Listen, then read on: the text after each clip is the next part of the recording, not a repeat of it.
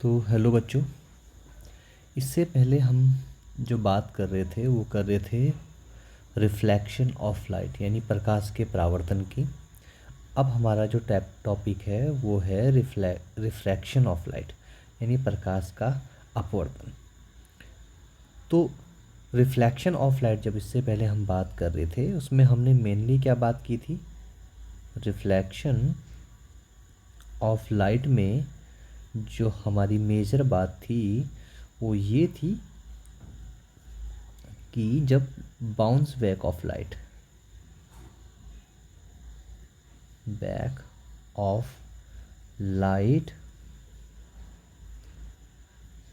From a shiny surface,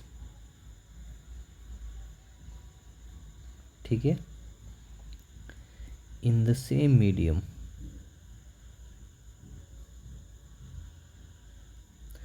तो हमने उस रिफ्लेक्शन ऑफ लाइट प्रकाश के परावर्तन में बात क्या की थी कि जब भी लाइट बाउंस बैक करती है यानी टकरा कर वापस लौटती है और किससे टकराती है, किसी शाइनी सरफेस से, किसी ऑब्जेक्ट के शाइनी सरफेस से, चमकदार सतह से टकराकर उसी मीडियम में, सेम मीडियम में वो वापस लौटती है ना, रिटर्न बैक। तो इस फिनोमिना को, इस घटना को हमने नाम दिया था रिफ्लेक्शन ऑफ लाइट। अभी हम बात कर रहे हैं रिफ्रैक्शन ऑफ लाइट का, यानी प्रकाश का अपवर्तन होता क्या है ना। तो अभी कुछ केस लेते हैं। हमने लाइट की कुछ प्रॉपर्टीज़ पढ़ी थी जिसमें हमने ये बात की थी कि जो लाइट है वो हमेशा एक स्ट्रेट लाइन के पाथ में मोशन करता है। क्या करता है, जो लाइट है, ठीक है, वो किसी ट्रांसपेरेंट मीडियम में, किसी यानी जो पारदर्शी माध्यम है, ट्रांसपेरेंट मीडियम। और ये ट्रांसपेरेंट मीडियम क्या क्या हो सकते हैं, एयर हो सकती है यानी हवा, ये वाटर हो सकता है, या कोई ऑयल हो सकता है ट्रांसपेरेंट, या ग्लास हो सकता है, कांच हो सकता है, एक्सेट्रा, कुछ भी हो सकता है। तो आपका जो ट्रांसपेरेंट मीडियम है, पारदर्शी माध्यम है, वो ठोस, द्रव, गैस, कुछ भी हो सकता है। तो जब लाइट किसी ट्रांसपेरेंट मीडियम में ट्रैवल करता है ना, एक एक प्लेस से दूसरे प्लेस, तो वो हमेशा एक स्ट्रेट लाइन पाथ में मोशन कर रहा है, ठीक है। लेकिन क्या होगा कि अगर ये लाइट अगर एक ट्रांसपेरेंट मीडियम से दूसरे ट्रांसपेरेंट मीडियम में क्या करे, मूव करे, ट्रैवल करे, तो क्या होगा, है ना। तो इस केस में होता क्या है कि जो लाइट है वो बैंड होती है। तो वहाँ पे हमको एक फिनोमिना देखने को मिलता है, bending of light, bending of light. तो ये जो फिनोमिना है, ये घटना है बैंडिंग ऑफ लाइट की, यानी अब उसका पाथ स्ट्रेट लाइन ना होके कुछ बैंड हो जाएगा, ठीक है। तो ये जो घटना है इसी को हम कहते हैं रिफ्रैक्शन ऑफ लाइट, ठीक है। तो अगर इसको बहुत सिंपल वर्ड्स में अगर हम समझें तो हम कह सकते हैं कि ये एक तरीके से प्रकाश का मुड़ना है, जब वो एक ट्रांसपेरेंट मीडियम से दूसरे ट्रांसपेरेंट मीडियम में क्या करता है, एंटर करता है, प्रवेश करता है। हाँ, अभी मीडियम कैसे होंगे इन पे अभी हम बात करेंगे, है ना। ये मीडियम जो इनकी डेंसिटी होती है, घनत्व होता है, जिनको हम ऑप्टिकल डेंसिटी कहते हैं, उसके बाद हम उस पर बात करेंगे, है ना, वो थोड़ा डिफरेंट होनी चाहिए, है ना। तो जैसे मान लीजिए हवा से अगर पानी में, या हवा से कांच में, या पानी से कांच में, या इसका वाइस वर्सा हो सकता है।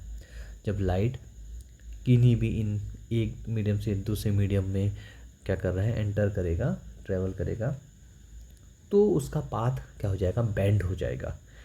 तो ये फिनोमेना अपना क्या कहलाता है, रिफ्रैक्शन ऑफ लाइट, ठीक है। तो अब इसको डिफाइन करते हैं। तो इसको हम कह सकते हैं, ठीक है, इसको कह सकते हैं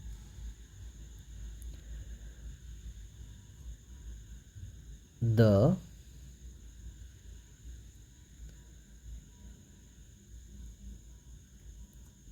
bending of light when it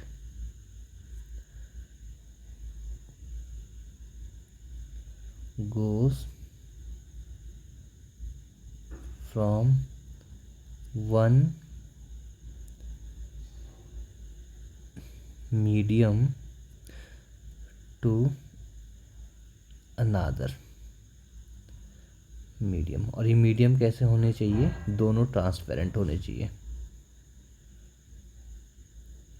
ठीक है। When it goes from one medium to another medium, ठीक है, देन दिस फिनोमिना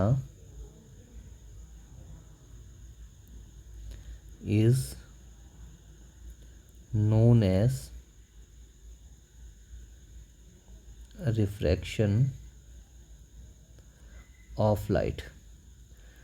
यानी जब लाइट जो होती है वो एक मीडियम से दूसरे मीडियम में जाती है तो उसका पाथ क्या हो जाता है, बेंड हो जाता है, ठीक है।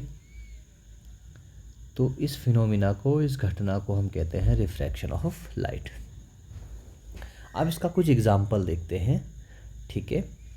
तो जब भी आप मान लीजिए किसी एक बीकर में, आपने देखा होगा अगर आप किसी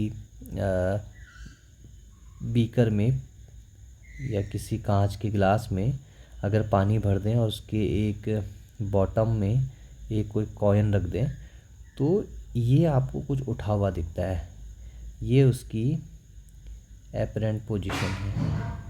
ये क्या है, इसकी एपरेंट पोजीशन, ठीक है, वर्चुअल पोजीशन कह सकते हैं। यानी सिक्का आपको, अब जब आप ऊपर से देखेंगे तो ये आपको थोड़ा उठा हुआ दिखेगा, ठीक है। तो इस तरीके से हम कुछ और एग्जांपल ले सकते हैं। आपने देखा होगा अगर आप किसी पेंसिल को, है ना, किसी बीकर में, किसी कांच गिलास में एक पेंसिल को डालें तो इस तरीके से ये आपको थोड़ा सा मुड़ी हुई या टूटी हुई लगती है ना। तो ये सारे जो एग्जांपल हैं वो किसके हैं, रिफ्रैक्शन ऑफ लाइट के, ठीक है। एनसीईआरटी में कुछ अच्छे एक्टिविटी दी हुई हैं। तो अगर आप एनसीईआरटी की एक्टिविटी नंबर अगर आप देखें, जो उसकी एक्टिविटी है 10.7, 10.8, है ना, तो आप इसे खुद करके देख सकते हैं, काफ़ी सिंपल एक्टिविटी है। तो उसमें ये सेम एक्टिविटी है। अगर मान लीजिए एक पानी से भरी अगर आपकी कोई बाल्टी है, उसके बॉटम सरफेस पे आपने कोई कॉइन रख दिया, ये आपका कोई कॉइन है, और उसमें ये कहता है कि आप इसमें पानी भर दीजिए, ठीक है, और यहाँ ऊपर से एक साइड से कॉइन को देखते हुए, है ना, आपको इस कॉइन को उठाना है, एक बार में ही उठाना है ना। तो जब आप इसको रिपीट करेंगे तो आप इसको देख सकते हैं, है ना, कि आप क्या सिक्के को उठा पाते हैं या नहीं उठा पाते हैं एक बारी में, है ना। जो 10.8 की एक्टिविटी है उसमें भी इसी तरीके का एक एक्टिविटी दी है, जिसमें किसी एक टेबल पे अगर आप एक बाउल रख दें, कटोरा रख दें, ठीक है, और उसके बॉटम सरफेस पे एक आपने क्या रख दिया है, कॉइन रख दिया है, और आपको कटोरे से थोड़ा दूर जाना है, और इतनी दूर जाना है कि आपको कॉइन अब डायरेक्टली दिखाई ना दे, ठीक है। और अब आपको अपने फ्रेंड को बोलना है कि आप उसमें पानी डालिए, है ना, आप दूर रहिए, और उसके बाद जब वो उसमें पानी डालेगा तो फिर आप इस सिक्के की पोजीशन को देखते रहिए, क्या आपको वो कॉइन दिखाई देने लगता है या नहीं। तो इस तरीके की कुछ अच्छी एक्टिविटी एनसीईआरटी के टेक्स्ट बुक में दी हैं, तो आप उनको करके खुद देख सकते हैं, ठीक है। तो ये कुछ एनसीईआरटी के एक्टिविटी हैं जो आपकी बुक में दी हैं और आप इन्हें खुद करके देख सकते हैं, ठीक है। इसके बाद जो रिफ्रैक्शन ऑफ लाइट है, इसमें एक और एक्सपेरिमेंट आता है और ये एग्ज़ाम में भी पूछा जाता है, ठीक है। और इसके बाद थोड़ा सा इस पे बात करते हैं और फिर हम इसके बाद बात करेंगे जो laws of refraction of light, यानी प्रकाश के अपवर्तन के जो नियम हैं उनको थोड़ा समझेंगे। ठीक है, तो अभी है, आप अगर लैब वर्क करना चाह रहे हैं, लैब में अगर रिफ्रैक्शन ऑफ लाइट को अगर समझ रहे हैं तो उसके लिए एक एक्सपेरिमेंट है। तो आपकी बुक में 10.3.1 पे एक एक्टिविटी है ना, आप इसको लैब में कर सकते हैं। तो इसको थोड़ा सा एक्सप्लेन कर देता हूँ कि है क्या। ठीक है, तो ये है refraction of light from a glass slab. Glass slab, ठीक है, ये ग्लास स्लैब क्या है? ग्लास स्लैब एक कांच का एक आयताकार टुकड़ा होता है ना। एक, क्योंकि कांच क्या होता है, पारदर्शी होता है, तो इस तरीके का एक थोड़ी सी मोटाई का एक गुटका ब्लॉक होता है इस तरीके से। तो ये आपका ग्लास स्लैब है। ठीक है, इसकी जो थिकनेस होती है वो थोड़ा सा काफ़ी कम होती है। आप मान लीजिए 1/2 इंच मान लीजिए, या 2-5 सेंटीमीटर मान सकते हैं, है ना, 2-3 सेंटीमीटर। तो इस तरीके से ये ग्लास स्लैब होता है। तो इसके साथ जो एक्सपेरिमेंट होता है उसको मैं थोड़ा सा ब्रीफ में आपको बता देता हूँ कि वो किस तरीके से किया जाता है। सबसे पहले आप क्या करते हैं, एक वाइट पेपर लेते हैं, मान लीजिए ये आपका वाइट पेपर है, इसके ऊपर आप ग्लास स्लैब को रखते हैं और इसके बाद हम क्या करते हैं, ग्लास स्लैब रखने के बाद हम यहाँ पे 2 पिन को एक के बाद एक इस तरीके से एक सीध में एक लाइन में रख देते हैं, स्ट्रेट लाइन में। ठीक है, तो मान लीजिए आप इनके नाम दे सकते हैं ए बी, आप पेंसिल से पहले खींच सकते हैं लाइन। ठीक है, ये ग्लास स्लैब है और इन 2 ऑल पिन्स को, ये जो 2 ऑल पिन्स हैं उनको आपको एक स्ट्रेट लाइन में अरेंज करना है। अब आपको इस साइड से देखते हुए इस तरीके से देखना है कि 2 ऑल पिन आपको यहाँ अरेंज करनी है ना। 2 ऑल पिन यहाँ इस तरीके से अरेंज करनी है कि यहाँ से इस साइड से देखने पे ये 2 ऑल पिन्स तो आपकी दूसरी ओर हैं। इन 2 ऑल पिन्स को आपको इस तरीके से देखनी है कि ये आपको क्या हो जाए, ये पूरी आपको एक सीध में दिखें। तो आप जब इस एक्सपेरिमेंट को करते हैं तो आपको ऑल पिन्स की सी और डी 2 पोजीशन मिल जाती हैं। तो आप जब इसको यहाँ से देखते हैं तो ये चारों ए बी सी डी आपको एक स्ट्रेट लाइन में इस तरीके से दिखती हैं। लेकिन जब आप अपनी नज़रें ऊपर से देखेंगे तो आपको ये इस तरीके से दिखेंगी, एक सीध में नहीं दिखेंगी। तो ऐसा क्यों है? क्योंकि ये जो लाइट है ये इस तरीके से बेंड हो रहा है। ठीक है ना, ये लाइट क्या हो रहा है, बेंड हो रहा है। तो इस कारण ये आपको ये इस तरीके से मिलता है। तो ये लाइट यहाँ से यहाँ बेंड हो रही होती है। तो एक्चुअल पाथ लाइट का ये होना चाहिए था, लेकिन आपको इस तरीके से लाइट, जब ये एयर है ये ग्लास है, तो एयर और ग्लास 2 मीडियम हो गए, तो मीडियम 1 ये हो गया और ये क्या है आपका मीडियम 2।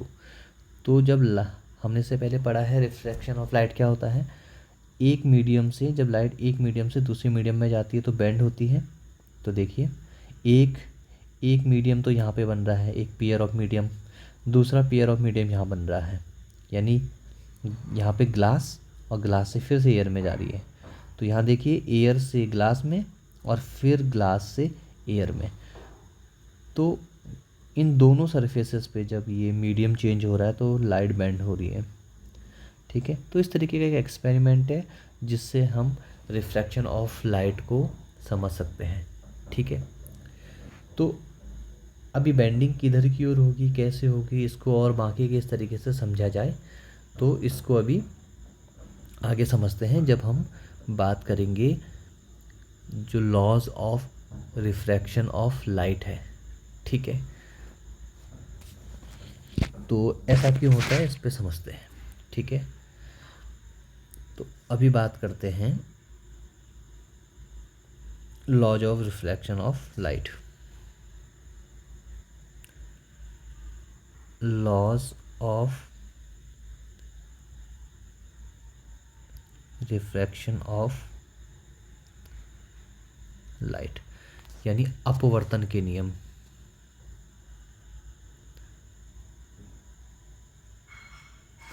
अपवर्तन के नियम। तो अपवर्तन के नियम क्या है, थोड़ा इसको समझते हैं।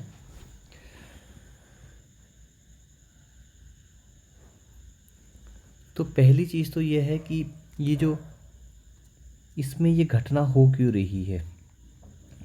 जब लाइट एक मीडियम से दूसरे मीडियम में जा रही है तो ऐसा क्या होता है जिसके कारण ये लाइट बेंड होती है। तो इसका सिंपल सा आंसर है, जब लाइट एक मीडियम से दूसरे मीडियम में जा रही होती है तो लाइट की जो स्पीड है, लाइट की जो चाल है, उसमें चेंज होने के कारण ऐसा होता है ना। तो अभी आगे पढ़ेंगे इसके बारे में और डिटेल से। अभी पहले थोड़ा सा इसके दो लॉस को हम पढ़ लेते हैं। तो यहाँ पे मैं एक सिंपल डायग्राम बना रहा हूँ। ये मान लीजिए एक बाउंड्री, एक सरफेस है, एक दो मीडियम को अलग अलग करने के लिए। मान लीजिए यहाँ पे पहला मीडियम है एयर, और नीचे मान लीजिए लाइट जा रही है किसी वाटर, मान लीजिए वाटर। तो लाइट आई इस तरीके से। ठीक है, तो हमने रिफ्लेक्शन के केस में भी देखा था, ये जो लाइट आई इसको हम बोलेंगे इंसिडेंट लाइट, इंसिडेंट रे। ठीक है, जिस पॉइंट पे सरफेस के जिस पॉइंट पे इंसिडेंट होती है तो ये पॉइंट ऑफ इंसिडेंस हो गया। और इस पे हम क्या करते हैं, फिर नॉर्मल ड्रॉ करते हैं। तो नॉर्मल पहली सरफेस पे नॉर्मल है तो n1। यहाँ पे क्या बनने वाला है, एंगल ऑफ इंसिडेंस आई। आई क्या होगा, आई होगा एंगल ऑफ इंसिडेंस। ठीक है, अब यहाँ पे हमको जो मेन बात सीखनी है, ये दोनों ट्रांसपेरेंट मीडियम है, एयर एंड वाटर। लेकिन हम जानते हैं कि जो इनकी डेंसिटी है एयर की और वाटर की वो डिफरेंट है ना। तो एयर, ये जो डेंसिटी का डिफरेंस है, तो हम उसी के आधार पे एयर को कह सकते हैं कि ये रेयरर मीडियम है, रेयरर मीडियम यानी ये विरल माध्यम है। विरल माध्यम, विरल मतलब पतला है ना, यानी उनकी डेंसिटी, जो उसके कणों की, पार्टिकल्स की डेंसिटी है वो यहाँ पे कम है, तो हम इसको रेयरर मीडियम कह सकते हैं। और जो वाटर है उसको हम, वो डेंस है एयर के कंपैरिजन, तो हम उसको डेंसर मीडियम कह सकते हैं, डेंसर मीडियम। ठीक है, डेंसर मीडियम को हिंदी में बोल सकते हैं सघन माध्यम। ठीक है, तो दो मीडियम है, तो हम देख रहे हैं कि जो उनकी डेंसिटी है ना, और क्लियरली अगर इसको बोलें तो ये हो जाएगा ऑप्टिकल डेंसिटी, है ना। तो अब देखिए, ये विरल माध्यम से सघन माध्यम में जा रही है लाइट, रेयरर से डेंसर में। तो होता क्या है, ये ऑब्जर्व किया गया कि ये जो लाइट है ये नॉर्मल की ओर क्या हो जाएगी, झुक जाएगी, नॉर्मल की ओर मुड़ जाएगी। तो ये जो रे गई इसको हम कहते हैं रिफ्लेक्टेड रे, ये तो हमने पहले भी पढ़ा है। ठीक है, ये तो हो गई रिफ्लेक्टेड रे। और ये जो एंगल बना R, angle of refraction, angle of refraction. ठीक है, और एन हो गया अपना नॉर्मल, अभिलंब। ठीक है, ऑलवेज भी परपेंडिकुलर टू द सरफेस। तो ये रिफ्लेक्टेड रे नॉर्मल। तो आप देखेंगे इस लाइट को जाना कहाँ था, इस लाइट को सीधे इस तरीके से आगे जाना था इस स्ट्रेट लाइन में, लेकिन ये इतना डेविएट हो गई, यहाँ से यहाँ तक ये मुड़ चुकी है। ये जो डेविएशन है इसका मुड़ना है ना, अपने पाथ से जो ये मुड़ गई है, ये इसी मुड़ने को हम क्या कह रहे हैं, अपवर्तन, रिफ्रैक्शन। तो ये डेविएशन आ गया है ना। तो हमने एक चीज़ तो यहाँ पे देखी, जब भी लाइट रेयरर मीडियम से डेंसर मीडियम में जाती है तो वो इस नॉर्मल की ओर झुकती है, मुड़ती है, बेंड होती है। और इसका रिवर्स क्या हो जाएगा, जब भी लाइट यहाँ से डेंसर से सघन माध्यम से विरल माध्यम में जाएगी तो अभिलंब से दूर हटेगी। ठीक है, ये दो रिजल्ट हैं, इन पे अभी हम इसके बाद बात करेंगे। मैं चाहूँ तो उसको लिख देता हूँ यहाँ पे। ठीक है, when light goes from कहाँ से, rarer to denser, तो क्या होगा,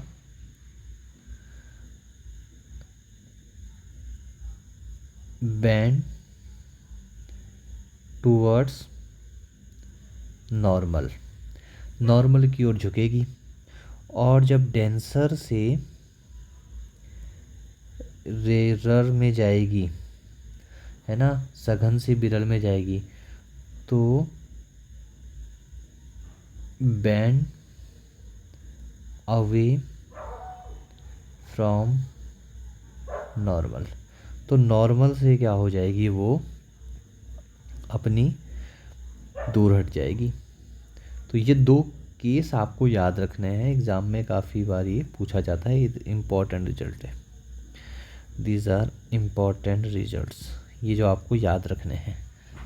ठीक है, तो अब इसके जो दो लॉ हैं वो क्या हैं, थोड़ा इस पे समझते हैं।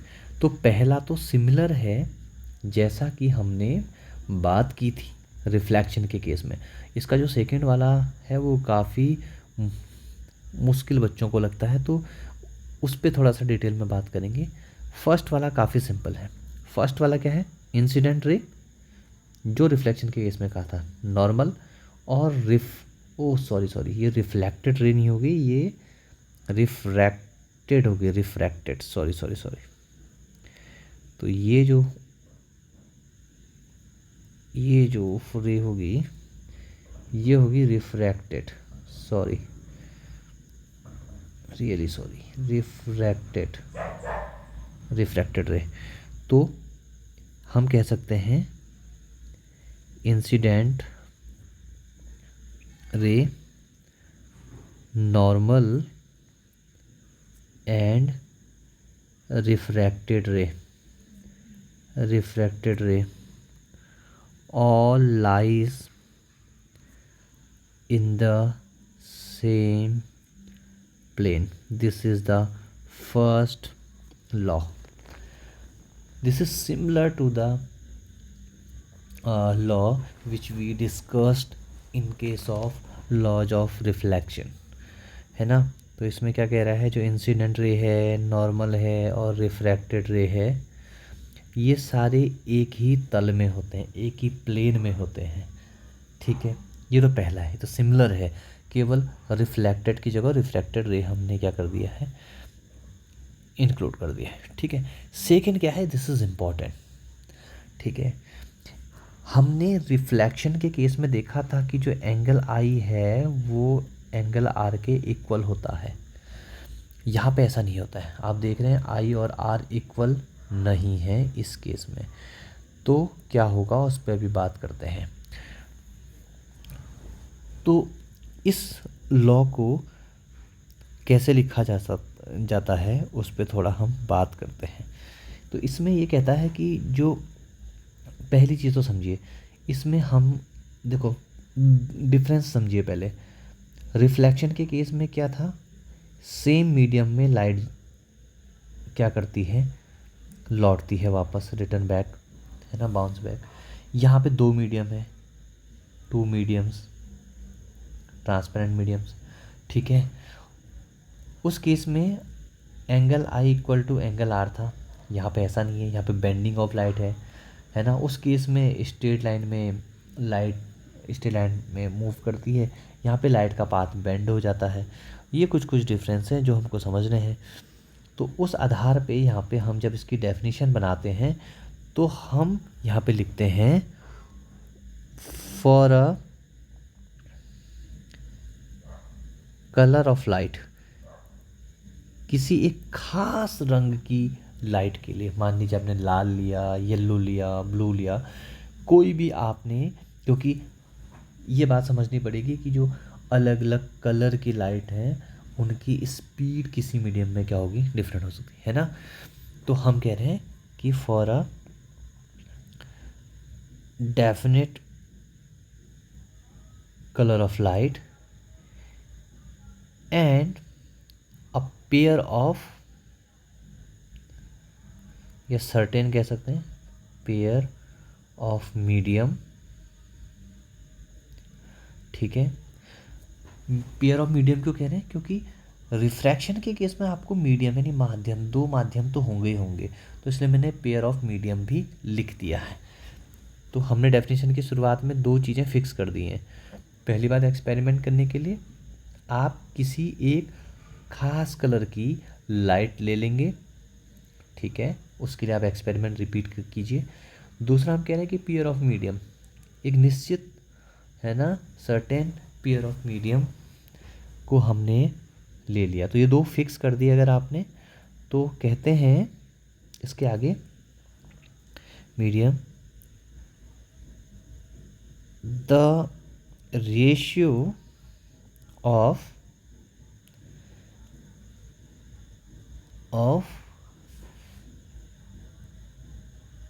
साइन आई, इसको the ratio of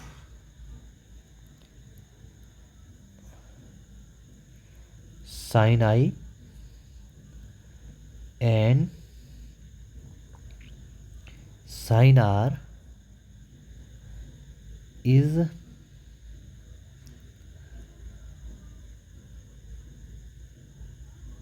a constant. ये मैंने किसकी सिंपल डेफिनेशन लिखने की कोशिश की है कि फॉर अ डेफिनेट या certain colour of light and a pair of medium. ये तो हमको समझना पड़ेगा कि ये आपको एक्सपेरिमेंट के लिए ये तो फिक्स करना पड़ेगा, ये कंडीशन है इसकी, है ना। दूसरा, तो रेशियो ऑफ साइन आई, अब साइन आई क्या है इसको मैं समझाऊंगा, और साइन आर, ये जब इनका रेशियो निकालेंगे, रेशियो कैसे निकालेंगे, साइन आई और रेशियो में अपॉन लिखते हैं साइन आर। ये हमेशा जब आप इसको कैलकुलेट करोगे, इसको फाइंड आउट करोगे, तो ये हमेशा एक कांस्टेंट आएगा। कांस्टेंट का मतलब एक कोई नंबर होगा, फिक्स नंबर होगा, कांस्टेंट। तो ये इसका सेकेंड लॉ कहता है, this is called the second law of refraction of light. अब ये जो साइन है ये क्या है, ये साइन जब हम एंगल कैलकुलेट कर रहे हैं यहाँ पे, तो हमने जो आई लिखा है तो हमने क्या किया है, उसको साइन की फॉर्म में रखा है ना। तो आई क्या है, एंगल ऑफ इंसिडेंस, ठीक है। तो हमारी बुक्स में क्या लिखा जाता है कि for a definite colour of light and for a definite colour of light and a pair of medium, the ratio of sine of angle of incidence and sine of या cosine of angle of refraction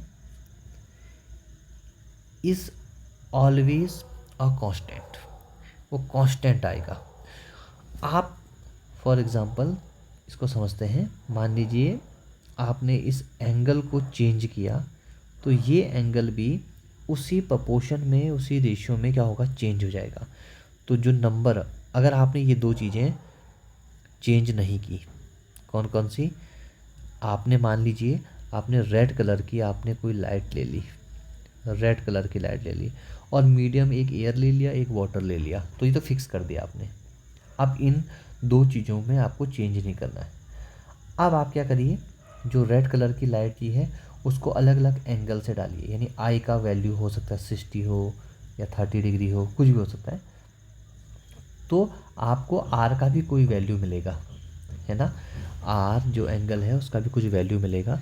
तो जब आप उन दोनों का ratio निकालेंगे, यानी sign आई का कुछ भी वैल्यू हो सकता है, 30 degree, 60 degree, 40 degree, whatever you measure you take, और उसके बाद आर की जो वैल्यू मिली है कुछ ना कुछ आपको आर का वैल्यू मिलेगा। तो उसका जब साइन आर निकालेंगे ट्रिग्नोमेट्री की हेल्प से, तो जो भी चीज़ आपको मिलेगा, जो वैल्यू आपको मिलेगी, क्योंकि कांस्टेंट कुछ ना कुछ मिलेगा आपको, वो हमेशा कांस्टेंट होगा, है ना, एक नंबर होगा। तो ये अपना क्या है, ये लॉ कहता है, ठीक है। तो ये सिंपल है, ठीक है। तो इसको थोड़ा समझना पड़ेगा, इसमें काफ़ी दिक्कत होती है, तो हमने कोशिश की है थोड़ा इसको इन डिटेल समझने की, ठीक है। तो इस डेफिनेशन को आप अपने तरीके से इस तरीके से लिख सकते हैं, ठीक है। ये जो कांस्टेंट है इसको हम कहते हैं रिफ्रैक्टिव इंडेक्स। इसको एक नाम से जाना जाता है, जो कांस्टेंट है रिफ्रैक्टिव इंडेक्स। और बड़ी क्लासेस में आप देखोगे इसको एन से या म्यू से दिखाया जाता है, एन या म्यू, ठीक है। तो ये जो रिफ्रैक्टिव इंडेक्स है ये काफ़ी काम की चीज़ है। तो ये क्या बताता है, ये जो रिफ्रैक्टिव इंडेक्स है जिसको हम एन कह रहे हैं या म्यू कह रहे हैं, ये हमको बताता है जो दूसरे माध्यम का पहले माध्यम के सापेक्ष अपवर्तनांक क्या है ना, रिफ्रैक्टिव इंडेक्स, ठीक है, ठीक है। तो refractive index of second medium with respect to first, ठीक है। तो आने वाले नेक्स्ट वीडियो में हम थोड़ा सा और बात करेंगे इसके बारे में, है ना, रिफ्रैक्टिव इंडेक्स के बारे में। अभी की वीडियो में इतना ही। तो आई होप कि आपको जो चीज़ें आज हमने डिस्कस की हैं उसमें क्लैरिटी मिली होगी। तो जस्ट रिकैप हम कर सकते हैं इसको। तो रिफ्रैक्शन ऑफ लाइट में हमने बात की थी कि यह बेसिकली बेंडिंग ऑफ लाइट है, यानी प्रकाश का मुड़ना है जब लाइट एक मीडियम से दूसरे मीडियम में क्या होता है, ट्रैवल करता है। और इस तरीके की बहुत सारी जो फिनोमिना हैं वो हमारे डे टू डे लाइफ में हमको देखने को मिलते हैं। जब हम किसी कॉइन को किसी वाटर टम्बलर में, ग्लास में, है ना, रखते हैं तो उसकी पोजीशन हमें कुछ ऊपर उठी हुई दिखती है। एक तो ये है। सेकंड, एक और एग्ज़ाम्पल या एक्टिविटी हमने अपनी प्रीवियस क्लासेस में की होगी। जब किसी भी वाटर फिल्ड ग्लास में किसी पेंसिल को हम डालते हैं तो ये जो अपना सरफेस का बाउंड्री है उसके बाद वो पेंसिल हमें टूटी हुई दिखती है ना, मुड़ी हुई दिखती है ना। तो ये इस तरीके की कुछ घटनाएं, फिनोमिना हमने देखी हैं अपने डे टू डे लाइफ में। उसके बाद हमने बात की कि जो रिफ्रैक्शन है लाइट का ग्लास स्लैब से वो किस तरीके से होता है, ठीक है। और जो एक्टिविटी हमारी एनसीईआरटी की बुक्स में दी हुई होती हैं। And after that we discuss about the laws of refraction of light. और उसमें हमने जो 2 लॉज हैं रिफ्रैक्शन ऑफ लाइट के उनको डिस्कस किया। और उसमें जो हमारे टेक अवेज थे वो थे कि जब लाइट एक मीडियम से दूसरी मीडियम में जाती है, यानी पहला केस हमने लिया था अगर वो रेयरर से यानी विरल से सघन में जा रही है, रेयरर टू डेंसर, तो वो हमेशा अभिलंब के पास आती है, क्लोज टू द नॉर्मल के क्लोज होती है। और जब वो डेंसर से रेयरर में जाती है इसके रिवर्स, तो वो हमेशा अभिलंब से, नॉर्मल से दूर होती है, चले जाती हैं। तो ये हमने कुछ चीज़ें यहाँ पे डिस्कस की थी। बाकी 2 लॉज हैं वो काफ़ी आसान है। नेक्स्ट वीडियो में कुछ और चीज़ों को लेके बात करेंगे। अभी के लिए इस वीडियो में इतना ही। तब तक के लिए बाय बाय।